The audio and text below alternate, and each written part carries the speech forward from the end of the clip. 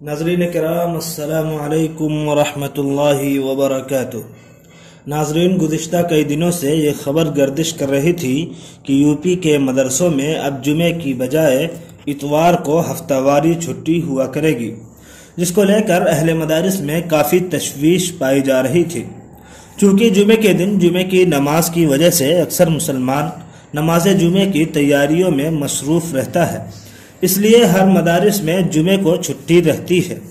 बहरहाल यूपी हुकूमत ने तमाम खबरों को बेबुनियाद बताते हुए मदारिस में हफ्तावारी छुट्टी बदस्तूर जुमे को ही करने का हुक्म जारी किया है, जिसकी जानकारी उत्तर प्रदेश मदरसा बोर्ड के चेयरमैन इफ्तिखार अहमद जावेद ने अपने वीडियो बयान में दी। उन्होंने कहा, इस बार भी उत्तर प्रदेश मदरसा शिक्षा परिषद ने अपनी अवकाश तालिका 2023 जारी कर दी है। पूरे साल में कुल 75 दिनों का अवकाश रखा गया है। रमज़ान और ईद उल फित्र मिला करके एक वार्षिक अवकाश जो 36 दिनों का होगा वो रखा गया है। साप्ताहिक अवकाश पहले की तरह जुमा यानी शुक्रवार को ही रहेगा।